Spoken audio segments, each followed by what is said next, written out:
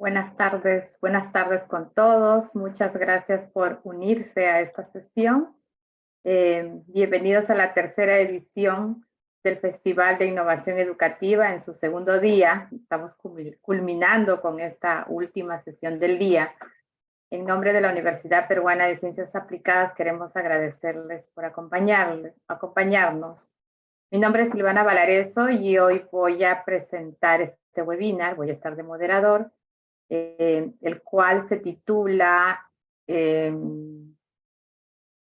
Estadística Descriptiva con RStudio, una introducción a la ciencia de datos y al uso de la inteligencia artificial.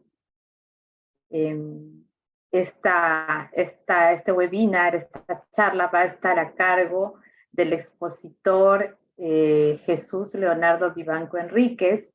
Jesús es un profesional con amplios conocimientos en el uso y la aplicación de herramientas informáticas para la captura, tratamiento y representación de datos. Tiene experiencia en espacios y competencias sobre creación, innovación y construcción de soluciones. Indicarles también que al finalizar la presentación se va a correr una encuesta para que puedan validar su asistencia y les pedimos que durante la presentación vayan dejando sus consultas en la sección de Q&A para justamente poder hacerlo al final de la presentación. Recordarles también que nos pueden seguir en nuestras redes sociales y ahí ahora en el chat voy a copiar los hashtags. Y nada, damos inicio a esta interesante charla. Bienvenido, Jesús. Muchas gracias por aceptar esta presentación. Muchas gracias, Silvana, por el espacio, el tiempo y los resultados por haberme elegido para poder participar. De igual forma, las personas que nos están acompañando, cualquier duda o consulta que surja durante la presentación, voy a estar ahí leyéndola sobre el camino, también dar un espacio en la parte final para resolver cualquier duda. Entonces, vamos a comenzar. Ok, bien. Vamos a empezar con este pequeño espacio que se ha titulado Estadística Descriptiva con RStudio, una introducción a la ciencia de datos y el uso de inteligencia artificial. Mi nombre es Jesús Vivanco, en la actualidad soy estudiante de maestría en la Pontificia Universidad Católica del Perú y pues me toca agradecer a los organizadores del Festival de Innovación Educativa de UPC por permitirnos estar en este espacio.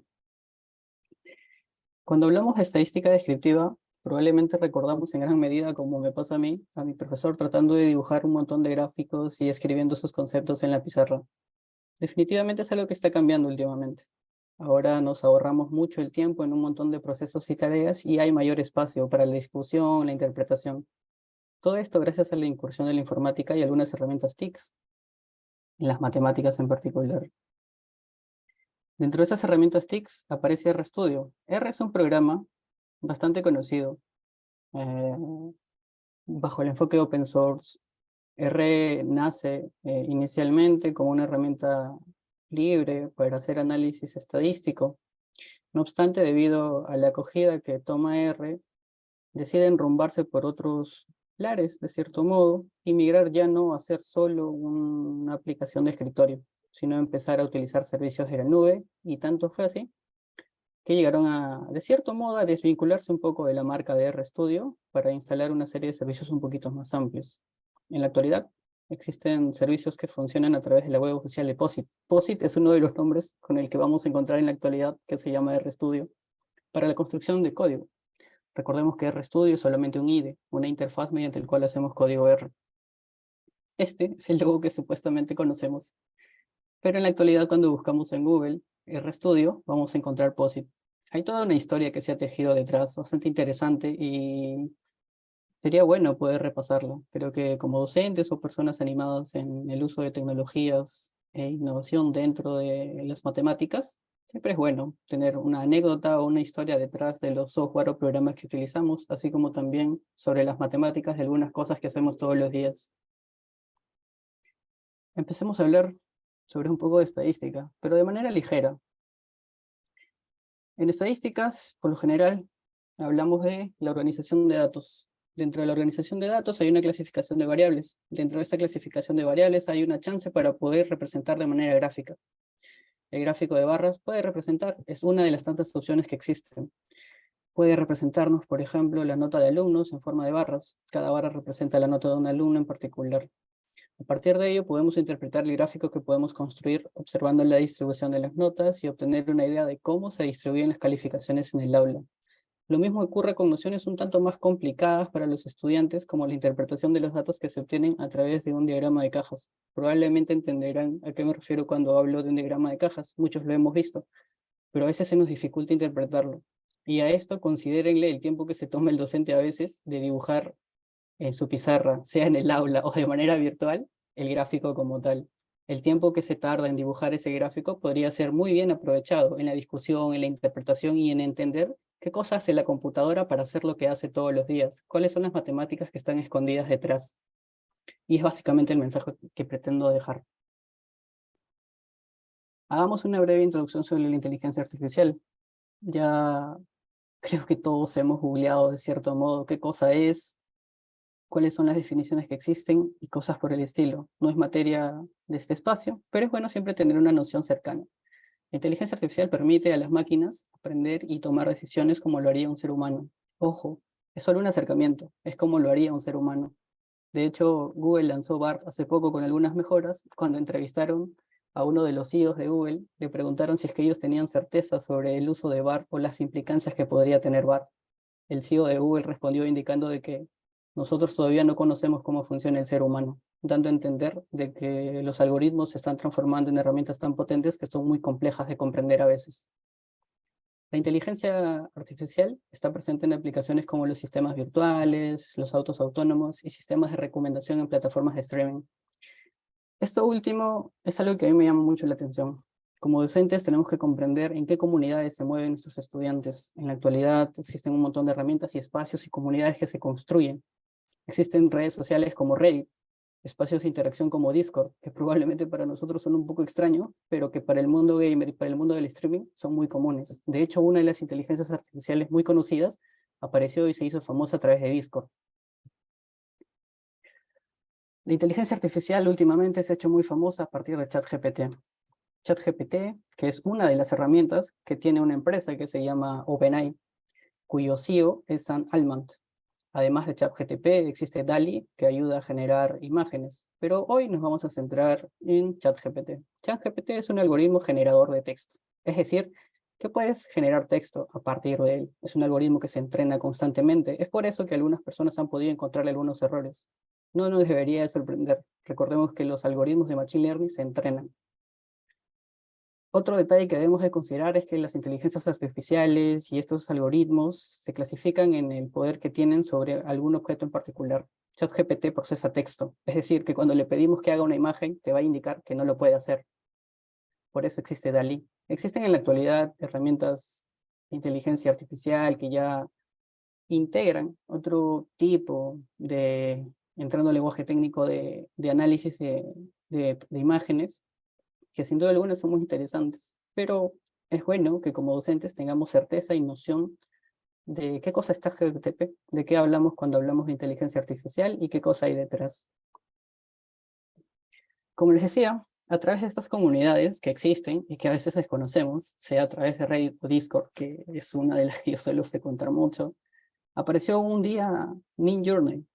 Para mí fue bastante extraño, pero seguramente hemos visto por ahí algunas imágenes de un presidente de Estados Unidos capturado, o del Papa andando con una capucha, bastante relajado, de manera holgada. Todas esas imágenes fueron generadas a través de inteligencia artificial y fueron tan reales que se volvieron virales. Pero ayudó de cierto modo a tener certeza sobre la posibilidad que tiene la inteligencia artificial para generar este tipo de imágenes y también una gran preocupación, ¿no?, para discutir sobre el uso y los fines y las interpretaciones que se les podría dar. Si bien es cierto, esto último ha generado una serie de cuestionamientos muy importantes. Recordemos que la Unión Europea, en un caso particular, Italia, vetó ChatGPT por un cierto tiempo debido al uso y protección de datos. Si bien es cierto, esto es preocupante, no tendría por qué ser un muro o una barrera que no debamos enfrentar. Muy por el contrario, es una gran oportunidad para conversar y reflexionar sobre las limitaciones y usos que le podemos dar a este tipo de herramientas, como docentes y también cuando lo hacemos con nuestros estudiantes.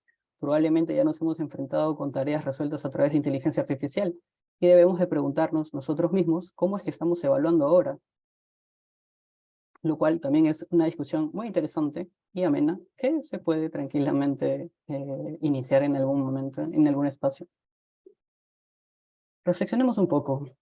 En estos últimos años, la educación, en particular la educación matemática, ha sufrido bastantes cambios, desde la aparición de la calculadora en algún momento, desde la aparición de softwares estadísticos que probablemente conocemos, sea GeoGebra, sea MATLAB, y cosas por el estilo, o si es un poco más sofisticado, Wolfram Mathematics. Siempre ha habido la cuestión de qué tanto debemos utilizar este tipo de herramientas y qué tanto debemos exigir al estudiante a hacer este viaje de transposición didáctica, desde aspectos aplicativos a priori sencillos hasta la abstracción final, ¿no? Hasta lograr generalizar a través de teoremas, formularios. Esta discusión es importante y es necesaria que se haga entre los docentes, de tal modo de que se pueda equilibrar muy bien el uso de herramientas informáticas y los conocimientos matemáticos que se imparten. En la actualidad, las clásicas pizarras, donde yo recibía mis clases de estadística inicialmente, como les comentaba, se transformaron en diapositivas, en presentaciones o en representaciones gráficas visuales a través de un proyector. Parecía que algo estaba cambiando, parecía que la virtualidad estaba llegando, pero en realidad era una representación digital de lo que sucedía en el espacio físico. Me tardé un poco en entender eso, pero comprendí que era un proceso de cambio interesante, que tenía que ir poco a poco mejorándose y puliéndose. Sin duda alguna, no está de más mencionar que el proceso de pandemia, si bien es cierto desde el punto de vista de la salud, fue terrible para nuestro país y para muchos países del mundo, significó también un empujón para poder acelerar algunos cambios educativos en materia de la aplicación de las TICs dentro de las clases y la educación como tal. Las innovaciones tecnológicas, como la inteligencia artificial y el aprendizaje en línea, ofrecen nuevas oportunidades para mejorar la accesibilidad, la eficiencia y la calidad de la educación, promoviendo la colaboración global y el acceso a recursos educativos diversificados. Aquí, sin duda alguna, hay algunas consideraciones que como docente eh, debo de reflexionar, ¿no? Si bien es cierto, la inteligencia artificial existe, los dispositivos existen, hay ciertas condiciones materiales y económicas que tenemos que también siempre tomar en cuenta. Es importante que el docente haga un trabajo de vigilancia sobre las herramientas que existen y buscar la que más se adecue a la institución donde pretende montar alguna innovación o generar algún cambio. Esa consideración es importantísima, considerando que la diversidad de nuestro país es amplia y enorme y debería significar una oportunidad tremenda para esforzarse en hacer este trabajo de vigilancia para que todos podamos tener acceso a este tipo de herramientas. Como les decía, es fundamental equilibrar las innovaciones con enfoques pedagógicos efectivos y brindar apoyo adecuado a los docentes y estudiantes para maximizar su potencial. En definitiva, me ha tocado trabajar con estudiantes que son muy conocedores de un montón de herramientas y es labor del docente involucrarse y hacer este trabajo de vigilancia, mimetizarse de cierto modo y conocer y explorar un poco las herramientas que existen. Sin duda alguna es un trabajo complicado, difícil y supone un cambio un poco mayor. Si esta discusión la extrapolamos a niveles un poco más altos, estaríamos hablando de un cambio en la currícula de formación docente, incluyendo herramientas TIC para ciertas áreas de estudio. En definitiva, es un cambio que va a tener que suceder, pero quienes estamos todavía en este proceso de implementación debemos aprovechar toda esta marea de herramientas para poder seguir aprendiendo. Ahora bien, una vez que ya tenemos cierta certeza de algunas consideraciones que he podido comentarles, la pregunta suele ser siempre, ¿no? Ok, existe la inteligencia artificial, yo sé que mis estudiantes lidian con este tipo de herramientas, probablemente resuelven las tareas que yo les dejo con este tipo de herramientas, pero ¿cómo empiezo yo a hacerlo? ¿Cómo inicio? Bueno, aquí voy a mostrarles un modo de iniciar. Como les decía, R llegó a ser bastante famoso en el mundo de la academia porque ayudaba a tratar datos. R poco a poco empezó llenarse de paquetes que resolvían ya no tareas tan complejas, sino tareas muy sencillas que tienen que ver, por ejemplo, con estadística descriptiva. En algún momento yo recuerdo que aprendí a utilizar SPS, Minitab y una que otra herramienta estadística más, pero eran herramientas que aparecían como que dedicadas para una profesión o una actividad en particular. Entonces encontré R, conversando con con uno de mis docentes, y me puse a explorar un poco. Noté que era un poco complejo instalarlo en la computadora, había que actualizar de forma manual R, había que actualizar los paquetes, a veces el paquete que querías no correspondía a la versión de R que tenías y tenías que volver a reinstalar R. A veces jalar datos de Excel era un poco complicado porque el paquete de R se actualizaba y cosas por el estilo. Todo esto ocurría porque el proyecto de R era un proyecto de código abierto y muchas personas en todo el mundo colaboraban para mejorar e ir parchando poco a poco las nuevas versiones y creando nuevos paquetes. Todo esto, todo este trabajo de un montón de personas, a quienes llamaremos una red enorme de voluntarios que colaboraron con R, promovieron que aparezca POSIT. POSIT y RStudio tienen mucho que ver. POSIT se desvincula un poco de la marca de R y lo que hace es lanzar una propuesta a través de la nube, donde tú tienes acceso a R, al IDE de RStudio para hacer código en R y poder hacer tus trabajos sin mayores complicaciones. Es decir, sin estar lidiando con el tema de instalarlo en tu escritorio, sin estar actualizando algunos parches ni nada por el estilo. Esa primera mejora a mí me pareció bastante chévere, porque ya me permitía en un aula poder utilizar R y no estar preocupado a veces de iniciar con R y luego estar preocupado con resolver la duda de algunos docentes que me decían que no podían abrirlo porque tenían el R desactualizado. POSIT es un lugar en la web que permite el uso de R a través de RStudio, y lo chévere de esto es que el acceso es gratuito y solamente se necesita tener un correo electrónico. No obstante, hay algunas consideraciones previas que debemos de tomar en cuenta. Los docentes deben poseer competencias en tecnología educativa, comprender de inteligencia artificial, habilidades de adaptación, conocimientos matemáticos sólidos y capacidad para guiar y motivar a los estudiantes en entornos de aprendizaje basado en inteligencia artificial. Si bien es cierto, esto suena muy optimista, tiene que ver mucho con una noción prospectiva que tengo yo sobre la labor docente. Entiendo que con el pasar del tiempo, las herramientas van a ser de uso cotidiano dentro de nuestras actividades escolares, como en algún momento lo fueron para nosotros algo raro y extraño el uso de la calculadora o el uso de la computadora, y hoy son algo común en nuestras sesiones. Es importante que los docentes formemos espacios de diálogo, de reflexión y de entrenamiento para poder compartir nuestras experiencias y promover la seguridad y la confianza de nuestros colegas en el uso de este tipo de herramientas. Sin duda alguna es una ruta complicada, es una ruta difícil, no lo dudo, pero siempre se puede empezar. Y una forma de empezar es utilizando R, y para eso simplemente debemos ir a nuestro buscador usual, a Google, y colocar POSIT. Cuando coloquemos POSIT, vamos a encontrar el primer resultado en el buscador es POSIT Cloud. POSIT Cloud es la marca, dentro de ella vamos a encontrar a R, y el modo de vincularse es a través de nuestro correo electrónico. En este caso podemos utilizar una cuenta de Gmail y sin mayores complicaciones vamos a poder ingresar a él. Consideremos lo siguiente. R nos permite vincularnos a través de un correo, es muy sencillo, ya no hay que instalar demasiadas cosas y podemos crear un proyecto nuevo, ¿no? Hacemos clic en la opción de nuevo proyecto, carga la interfaz y al final tenemos R sin necesidad de haber instalado.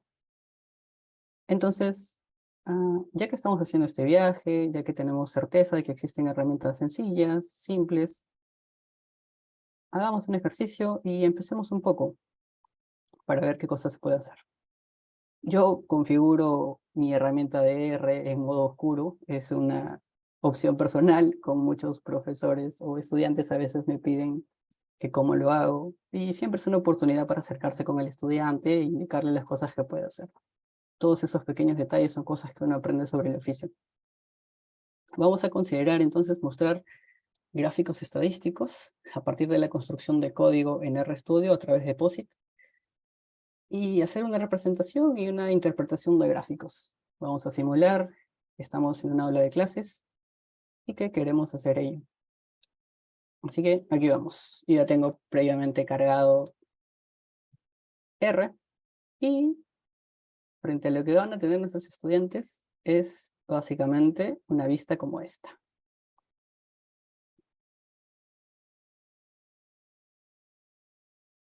Considerando un poquito de geometría, tenemos 4 espacios, ¿no?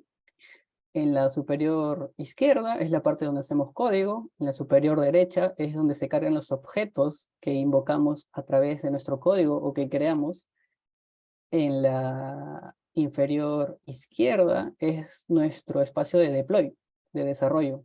Cualquier código que generamos en la parte superior o en el primer cuadrante, si es que se quiere, se va a ir cargando en esa parte, en el tercer cuadrante. Y nuestro último cuadrante, en la parte inferior derecha, es donde se cargan todos los archivos que estamos utilizando en nuestro código. Cada cierto tiempo, R te dice que no estás usando la herramienta y simplemente la vuelves a cargar nada más. Lo que yo voy a hacer es el primer ejercicio. Vamos a mostrar un gráfico de barras y vamos a notar lo importante que es ahorrar tiempo en la pizarra o en la presentación que podamos hacer en razón de poder discutir resultados que encontramos. Definitivamente hay cosas que tenemos que considerar. En principio, hay que aprender a instalar paquetes, hay que aprender a invocar paquetes para poder construir una sesión de enseñanza y aprendizaje de la mejor manera posible. Lo que hemos hecho hasta este momento, como han podido ver, yo he creado una cadena de valores. Una cadena de valores que en R se llaman vectores. Y los vectores son una noción que los estudiantes, al finalizar la etapa de secundaria, ya tienen una noción, pero una noción abstracta. Al momento de empezar a utilizar R, ya pueden ver de manera gráfica una aplicación. Esto es un vector. Es un vector, está dentro de un contenedor y se le está asignando un nombre. En este caso se llaman nombres. Ahora lo que estamos haciendo a partir de ello es tratar de construir una matriz.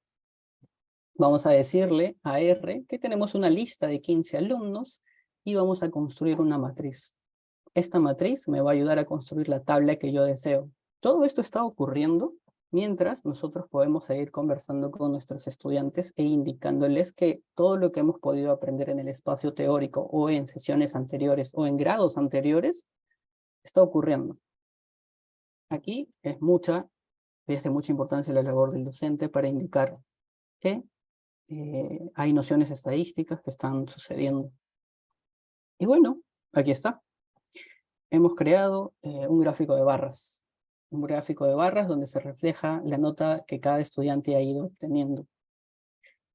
Es aquí donde podemos empezar con el espacio de discusión, con el espacio de diálogo, conversar con nuestros estudiantes, reflexionar sobre las notas que tienen, sobre las funciones que han ocurrido y empezar a jugar sobre cómo le cambio el color, cómo cambio el título de mi gráfico o qué significa que estos gráficos estén más elevados que los otros. Es allí donde vamos a ir introduciendo poco a poco la noción de variables, el tipo de variable y del por qué el gráfico de barras funciona para este tipo de variables. Este espacio es donde sirve para poder reforzar y afianzar algunos conceptos que como docentes nos interesa que nuestros estudiantes aprendan. Ahora bien, regresemos un poco. ¿Qué es lo que ha ocurrido? Han pasado muchas cosas ya y que no hemos notado mucho, porque una de las cosas que tienen las herramientas informáticas es pues que todo es bastante rápido y es importante a veces darse una pausa y reflexionar sobre las cosas que vienen pasando. Hemos construido, en efecto, un gráfico de barras a través de un código aleatorio con datos de 15 estudiantes. A partir de ello hemos podido notar cosas que han ido sucediendo y también, una vez que tenemos el gráfico resultante, poder discutir, conversar, reflexionar sobre las cosas que han ocurrido. Los datos pueden ser aleatorios, los estudiantes pueden crear su propio código y ellos mismos pueden empezar a redactar interpretaciones a partir del resultado que han obtenido. De ese modo se desarrollan otro tipo de competencias más allá de las competencias estrictamente matemáticas, lo cual es muy importante. Ahora bien, también se pueden construir diagramas de caja, lo cual también es muy importante. Y es algo que tenemos que hacer también aquí. Y era algo que trataba de comentarles al inicio. Cuando nosotros construimos diagramas de caja, primero hay una introducción teórica. ¿no? En equilibrio constante con las herramientas tecnológicas, como lo que les mencionaba al inicio. Es importante que los estudiantes puedan comprender ello, que estas cosas que están sucediendo pueden ayudarnos a, en principio, disminuir el tiempo en algunas actividades y poder tener mayor tiempo para la discusión. Este es un diagrama de cajas y bigotes, si es que ustedes lo quieren así, donde podemos entablar discusiones sobre, oye, mira, ¿cómo le va a nuestro salón? ¿No? El salón está en promedio, en este tipo de notas, este es en este rango de notas, hay una alta concentración en este espacio, y la representación gráfica de un diagrama de cajas empieza a tener sentido y significado. El contexto que le damos a las cosas que interpretamos visualmente empiezan a tener sentido, y ese sentido es gracias a que hay nociones matemáticas previas. Eso es importante, porque la idea inicial, la de reforzar y afianzar conocimientos, es muy importante. Además de ello, dentro de los objetivos propios de una sesión de enseñanza y aprendizaje de matemáticas, estamos poco a poco motivando a que los estudiantes puedan generar seguridad y confianza para transmitir sus resultados, para argumentar sobre ellos. Y ese tipo de competencias son de un nivel bastante alto. Y eso es bastante bueno y bastante importante.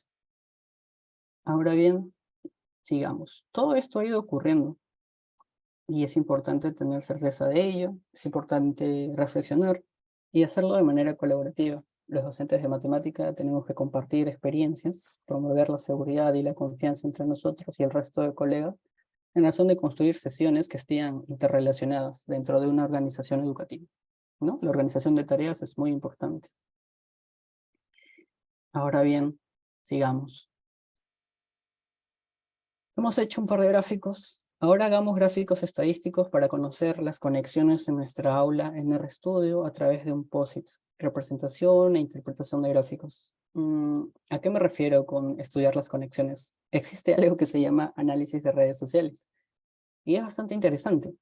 Cuando escuchamos el término, ¿no? O la expresión redes sociales, a veces creemos que nos referimos a las redes sociales usuales que consumimos a través del móvil o la computadora.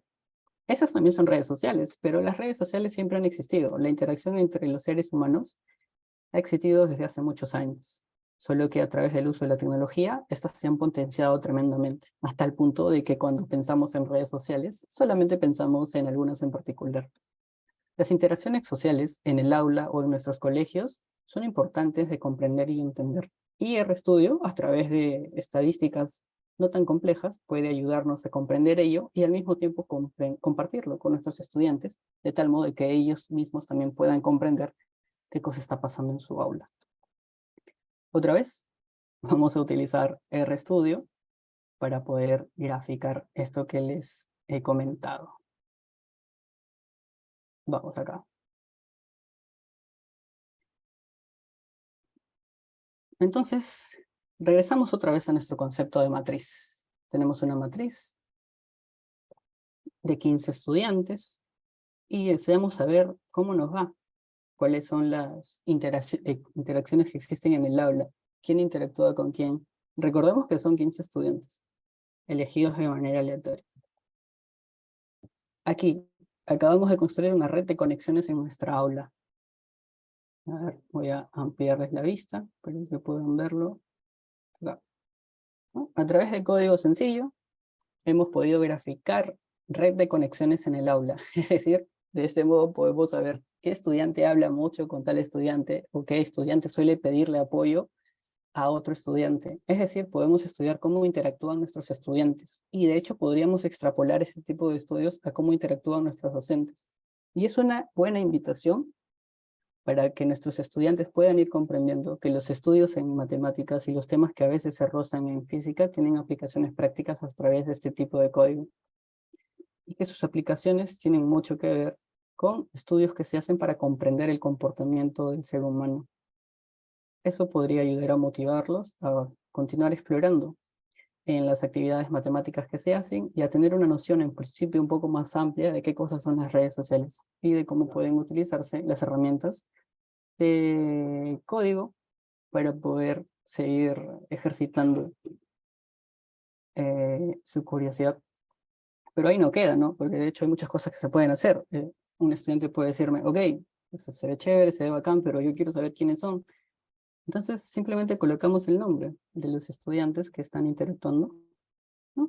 Y con un código, con simples líneas de código, podemos ir poco a poco estructurando y analizando y comprendiendo y notando muy bien nuestras interacciones. Todo esto sigue siendo muy sencillo y, como les digo, bastante rápido, y siempre es bueno sentarse a reflexionar qué cosa es lo que está pasando. Un par de líneas de código pueden resumir muchas cosas y resolver muchos problemas, pero todo ese tiempo que se ahorra tiene que ser usado de manera óptima para reflexionar o para discutir sobre aspectos propios de la disciplina que está detrás del desarrollo del pensamiento creativo, del pensamiento computacional y de la interacción, y de un montón de competencias que van ocurriendo mientras se están desarrollando este tipo de actividades escolares. El diseño de la experiencia de aprendizaje y la organización de tareas, como les decía, tienen mucho que ver y son muy relevantes. Ahora bien, regresemos a la presentación. Hasta este momento, ¿qué cosa es lo que ha ocurrido? Debemos tomar en consideración que la construcción de este tipo de redes nos ayuda a comprender nociones que tienen que ver con distancia, acercamiento, camino corto, vectores, matrices. Hay nociones de geometría y de álgebra que sirven de mucho al momento de desarrollar código, pero es algo que se va a ir entrenando y puliendo poco a poco. Y una de las cosas chéveres es que cuando sus estudiantes desarrollan algunos primeros ejercicios en código, o algunos docentes empiezan a hacerlo, también pueden compartirlo. Pueden compartirlo en razón de que otra persona puede revisarlos, mejorarlos, o en razón de también aprender y saber cómo es que una persona logra resolver un problema en comparación con otra. Y también como docentes responsables de un grupo humano para poder evaluar cómo es que vienen mejorando poco a poco las habilidades que tienen para poder desarrollar código. Ahora bien, ¿y dónde está la inteligencia artificial? Ustedes dirán, bueno, pues este ejercicio no lo hice yo, lo hizo ChatGPT. Solamente redacté un prompt, generé un poco de contexto y ChatGPT me dio el código. Hice 2 o 3 iteraciones, hubieron algunas complicaciones que tuve que mejorar manualmente, pero el tiempo que me tomó en organizarlo fue bastante sencillo. Eso significa que la construcción de una sesión de enseñanza y aprendizaje me tomaría menos tiempo y tendría yo mucho más espacio para reflexionar sobre mis clases, sobre cómo las planifico y sobre cómo las evalúo. Es decir, que poco a poco voy orientándome a la investigación constante, a entender que cada una de las sesiones puede ser un espacio de investigación. Y de hecho, tengo abierto el prompt que coloqué. Aquí está, esto es ChatGPT, ¿no? Para que vean, ¿no? Me lanzó algunas recomendaciones, algunas consideraciones, hice un par de iteraciones, funcionó y no hubo mayores complicaciones al momento de terminar de hacer el ejercicio como tal. Fue hecho con ChatGPT. Así que hagamos un repaso hasta este momento, ¿no?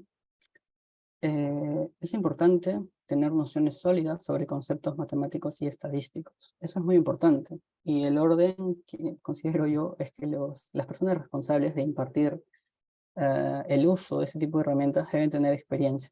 Deben haber experimentado, deben haber hecho esta labor de vigilancia para poder comprender cómo es que funcionan las herramientas, qué es lo que ocurre detrás de las herramientas y cuáles son las nociones o concepciones matemáticas. En el ejemplo que les he mostrado, hay nociones de matrices, vectores, hay un poquito de álgebra, hay geometría involucrada detrás de un poco de código. El desarrollo de competencias de manera simultánea es interesante y es un espacio muy bueno. Como les decía, este tipo de herramientas ayudan a diseñar sesiones de ciencia y aprendizaje que nos ahorran tiempo para discutir sobre otros aspectos que ayudarían a mejorar no solo nuestra práctica educativa en el aula, sino también en la organización a la cual pertenecemos. Algo que me parece muy chévere es el desarrollo del pensamiento computacional para formular y resolver problemas. El hecho de enfrentarte a un problema y tener herramientas como ChatGPT para poder resolverlas es bastante bueno, porque si bien es cierto, puede lanzarte una opción un tanto descabellada o con recursos que no mantienes, ya es una opción sobre la cual puedes discutir y sobre la cual puedes ir afinando, argumentando para obtener una solución cada vez más sólida, cada vez más robusta. Definitivamente es algo que me interesa mucho. Y algo que es muy bacán, propio, algo personal, como docente de mates y como una persona que ya lleva algunos años entrenando a algunos docentes, es que esto significa una introducción a la ciencia de datos a partir de herramientas sencillas. Podemos empezar a aprender un poco de las nociones que existen en el mundo de la ciencia de los datos, un poco de estadística orientada a este tipo de disciplinas que van emergiendo, este tipo de profesiones y motivando a nuestros estudiantes, recordándoles que algunas consideraciones en la escuela sirven para la vida y otras podrían tranquilamente ser el inicio de una gran carrera. El uso de inteligencia artificial para fortalecer el aprendizaje y la reflexión sobre su uso responsable. Sí, como les comentaba al inicio de este espacio, en algún momento un país de Europa tuvo que vetar la herramienta ChatGPT, no obstante esto se ha superado y ha supuesto que ChatGPT también mejore algunas consideraciones, ¿no? Este tipo de discusiones y reflexiones a distintos niveles siempre ayuda a que la práctica en distintos niveles, en casa propia, en el ámbito laboral o en la universidad o entre países, como ha pasado, mejore en razón de continuar con el desarrollo de herramientas que nos ayuden a potenciar las habilidades que tenemos. Y lo quinto, que es lo más complejo, es que al momento de utilizar este tipo de herramientas, existen competencias interdisciplinarias que integran áreas del currículo escolar para un aprendizaje integral. Es por eso que afianzaba mucho al inicio la importancia de que las personas responsables de formar a estudiantes tengan sólidos conocimientos en este tipo de herramientas, es decir, competencias digitales elevadas. Si bien es cierto, es un esfuerzo importante y que depende de distintos factores, eh, es bastante válido considerar que hay cambios que se tienen que hacer para que este tipo de soluciones lleguen pronto a cada una de las escuelas que se puedan. Así que bueno, solo me queda agradecerles por el espacio, también a las personas que han estado por ahí, y bueno, a UPC por siempre mostrar ánimos en este tipo de actividades y agradecerles. Es la segunda vez que participo de manera consecutiva, para mí es bastante chévere, la paso muy bien siempre. Así que eso sería todo, no sé si hay alguna duda o consulta, no hay ningún problema, podemos conversar un rato sobre ello. Muchas gracias, Jesús, por esta excelente presentación. De hecho, yo enseño ciencia de datos y hablar de RS Studio es importante que todos los estudiantes de este tipo de cursos, de este tipo de disciplinas lo conozcan, ¿no? Entonces, interesante la manera como lo has resumido. De hecho, ahí me lo voy a llevar para mis alumnos. Así que muy bien, muchísimas gracias. Antes de continuar, antes de dar pase a las preguntas, quería invitarles a que me acompañen a responder la encuesta. Esta encuesta es importante siempre en este tipo de eventos para seguir mejorando y también para que puedan validar la asistencia, especialmente para los docentes que son de UPC, que incluso nos dan horitas de capacitación, así que no se olviden de llenar la encuesta. En simultáneo, mientras van llenando la encuesta, que ya está activa, ¿no? Que ya está activa, les pido, bueno, vamos a revisar las preguntas, a ver cómo vamos con las preguntas por acá. Bueno, te dicen acá Felipe John, te dice muchas gracias Jesús. ¿Cómo se puede aprender a hacer la programación que hacías en RS Studio? Bueno, en principio, gracias Felipe. Voy a tratar de resolver las dos consultas que has dejado. La segunda me parece bastante interesante porque también le pude explorar un poco. ¿Cómo se puede aprender programación que hacías en RStudio? Bueno, se estilaba mucho la forma de enseñar código a los estudiantes de informática en el siguiente orden. Primero se enseñaba pseudocódigo, es decir, que de manera gráfica puedan representar un diagrama de flujo de la tarea que querían resolver. Ellos construían literalmente pseudocódigo. Luego de pseudocódigo pasaban a algo que se llamaba algoritmo. Es decir, secuenciaban estos pasos otra vez de manera visual para poder resolver un problema, una tarea, una actividad. En teoría, simulando cómo resuelve las cosas la computadora para poder entender y tener noción. En las clases de matemática es como que cuando si primero te dicen la teoría y luego te ponen la aplicación práctica. Es una representación bastante sencilla. ¿Cómo lo aprendí yo? Como lo dijo un buen amigo, yo aprendí a codear codeando. En algún momento veía comunidades en internet, en RPubs en particular, donde fue que me nutrí mucho. Empecé a resolver y dudas muy pequeñas. Yo recuerdo que usaba bastante el Excel y en algún momento simplemente me cansaba de construir mis fórmulas, porque era un poco pesado y cansado, hasta que empecé a utilizar R para poder generar algunas imágenes y vistas de reportes. Empecé con cosas básicas y sencillas, me costó mucho el inicio, la curva de aprendizaje es compleja. Al principio cuesta un poco aprender a instalar, a aprender a comprender la sintaxis del lenguaje de programación como tal, pero una vez que lo haces a la primera, a la segunda, en la tercera, créeme que te vuelves de cierto modo adicto porque la reducción de tiempo es alucinante y el espacio para discusión sobre los resultados que obtienes, que es lo más interesante, se vuelve la prioridad dentro de tus actividades. A mí me ha pasado que a veces cuando estoy enseñando R o mostrando qué cosas se puede hacer en R, a algún estudiante o algún docente le falla algo en la computadora y a veces el tiempo que se ahorra en analizar datos se pierde de cierto modo en estos pequeños detalles técnicos. El hecho de que exista en la nube y que no haya que parchar ningún tema dentro del software ya es bacán y permite pues discutir más sobre los resultados, sobre argumentar, sobre defender los resultados que tienes y cosas por el estilo, mientras sobre la marcha vamos comprendiendo y trayendo sobre la mesa que hay nociones y conceptos matemáticos como tal. Un buen inicio para poder aprender a hacer código en R, te lo diría por más irónico que suene, pregúntale a ChatGPT cómo empezar a codear en R y créeme que te va a lanzar un buen código. Sobre tu segunda pregunta, Felipe, RapidMinder aparece y la verdad es que fue una solución bastante chévere para las personas que no nos gusta hacer mucho código y nos gusta hacer el clásico drag and drop, es decir, arrastrar y colocar. Fue una solución bastante chévere, de hecho lo es. Y es algo que me interesa, te decía al inicio, porque a veces cuando se habla de código, muchas personas se espantan un poco porque entienden que hay que reaprender muchas cosas. Y sí, no falta mucha razón. La curva de aprendizaje, como les decía, es bastante pesada para aprender a programar. Pero existen herramientas como RapidMinder, que lo único que tienes que hacer es jugar con las columnas o campos que tienes, arrastrarlas y te genera los gráficos dinámicos en tiempo real. Algo que también está haciendo Google, por ejemplo, con lo que se llamaba en algún momento Google Data Studio y en la actualidad es Looker Studio, ¿no? Son herramientas de drag and drop. Tú solamente te preocupas en que tus datos estén ordenados, bien escritos, bien puestos y ya solamente jugar con los filtros nada más. Y sí, es una herramienta que también he utilizado, que es muy chévere. No necesariamente hay que saber código para poder desarrollar algunas soluciones y eso es algo muy bacán. Sobre la última pregunta, veamos, ¿hay alguna diferencia notable en los beneficios funcionales disponibles en instalar el propio R en comparación con acceder a través de POSIT? Bueno, lo primero que te diría y que me ha pasado es que si te va el internet, bueno, ¿qué te queda? Pero por suerte, en el mundo de la informática y en el mundo de las comunidades medio nerds o geeks, siempre existen soluciones bien chéveres. Existe algo que se llama GitHub, que es un repositorio de código.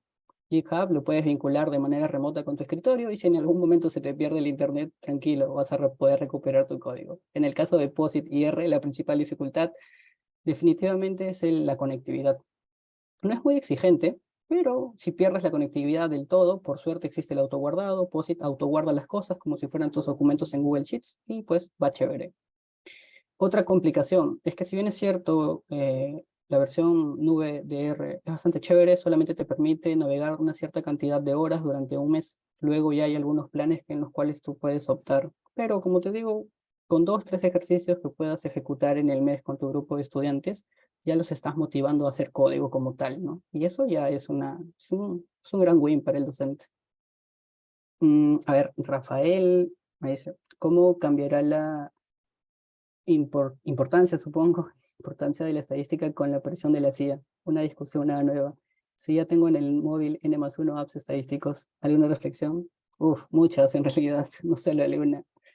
Eh, y es una discusión que mucho se habla en educación matemática. Existen a veces un exceso de representaciones, es decir, muchas herramientas para poder resolver algo. y es importante siempre calibrar el uso de la herramienta y entender que debemos utilizar una herramienta a medida que sea escalable, poco a poco. Ah, no, no te preocupes. Así es. Sí, sí te estoy leyendo, ok. Hay Ya, una pregunta también en la sección de QAMI. dime, te escucho. Acá Jorge pregunta, ¿hay algún framework de R recomendado para ciencia de datos?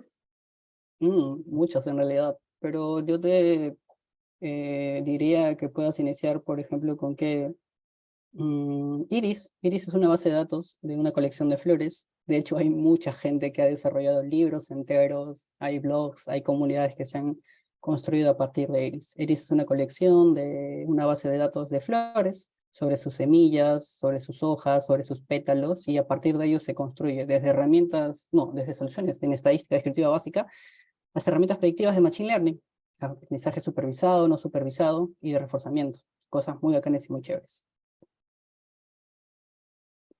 Muy bien, excelente.